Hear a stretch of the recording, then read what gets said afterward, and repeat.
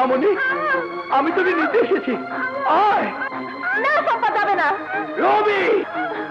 শম্পা, শম্পা, ওই তো তোর বাবা নয়, ও হচ্ছে তোর মায়ের খুনি। মুখ সামনে কথা বল রবি। আমি খুনি নই। জুলিকে আমি খুন করিনি। জুলিকে জাফর চৌধুরী খুন করেছে। আর তোর মামা আমার বিরুদ্ধে মিথ্যে সাক্ষী দিয়ে ওই জাফর চৌধুরীকে বাঁচিয়ে দিয়েছে। আর আর আমাকে বানিয়েছে খুনি। মিথ্যে কথা, আপনি এখান থেকে চলে যান। রুবি, রুবি, আমি জানি কেউ আমার কথা বিশ্বাস করবে না, কিন্তু মনে রাখিস সত্য কখনো চাপা থাকে না। শম্পাকে ছেড়ে দে, ওকে আজ আমি নিয়ে যাবই। নাও যাবে না, আপনি এখান থেকে চলে যান। রবি, এই মুহূর্তে অযথা তোর সাথে বাড়াবাড়ি করতে চাই না, শুধু জানাতে চাই একটা জঘন্য নরপিশাচ খুনির বাড়িতে আমার মেয়ে শম্পা থাকতে পারে না। এবার এক ফোঁটা পানি পর্যন্ত ওর জন্য আরাম।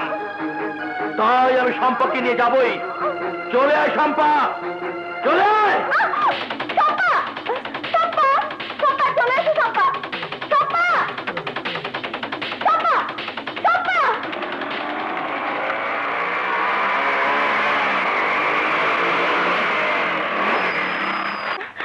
রনি, কি হয়েছে? রনি, দুলাভাই জেল থেকে পালিয়ে এখানে এসে জোর করে শম্পাকে নিয়ে গেছে। মিস্টার রনি, আসামি রাজুকে গ্রেফতার করার দায়িত্ব তোমার উপর দেয়া হলো।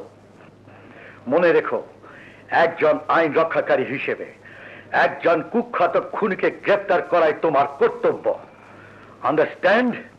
Yes sir. আরেকটা কথা, যখন কোনো খোঁজ বা সংবাদ পাবে সাথে সাথে তা আমাকে অবশ্যই জানাবে। স্যার, একজন ক্রিমিনালকে খুঁজে পাওয়া যাচ্ছে না। ছি ছি ছি, একজন উচ্চ পদস্থ পুলিশ অফিসার হয়ে কথাটা বলতে আপনার লজ্জা করলো না? রাজুকে খোঁজ করার জন্য আমি শফি ইমানদারের ছেলে রনিকে স্পেশাল অর্ডার দিয়েছি। তাছাড়া সারা দেশের পুলিশকে ইনফরমেশন দেওয়া হয়েছে। রাজুকে পুলিশ দেখা মাত্রই অ্যারেস্ট করবে। অ্যারেস্ট? আমি অ্যারেস্ট চাই না। আমি চাই রাজু লাশ। রাজু খুনি হলেও তাকে গুলি করার আদেশ দেওয়ার ক্ষমতা আমার নেই। আপনার লোকদের তৈরি থাকতে বলবেন। সংবাদ পাওয়া মাত্রই আমি আপনাকে ইনফরমেশন দেব। আপনার লোকেরা দেখা মাত্রই গুলি করে চির করে শেষ করে দিবে রাজুকে। পুলিশ ধরলে ফাঁসি, আর আমার লোকেরা পেলে গুলি।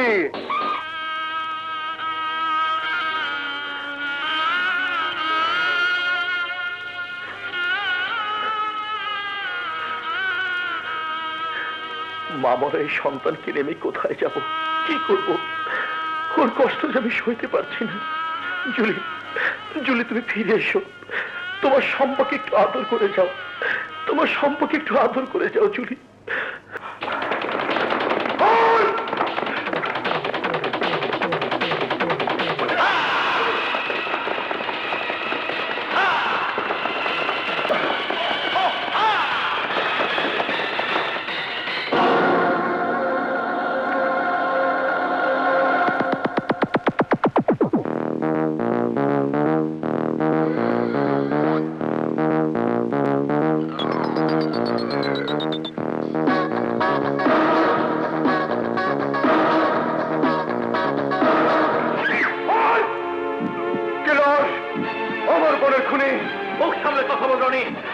আমি জুলিকে খুন করিনি, জুলিকে খুন করিনি।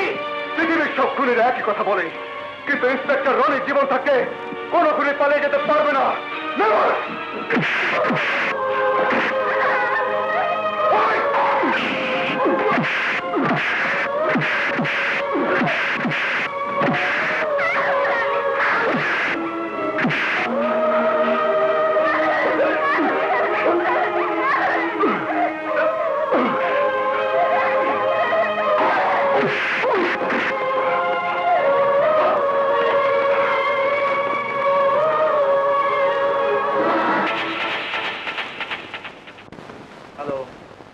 ইয়েস ইয়েস, বলো। স্যার, লক্ষ্মীপুর জঙ্গলের কাছে আসামি রাজুকে ট্রেস করেছিলাম, অল্পের জন্য ধরতে পারিনি। দক্ষিণ দিকে লকাই পাহাড়ে গভীর জঙ্গলে লুকিয়ে গেছে।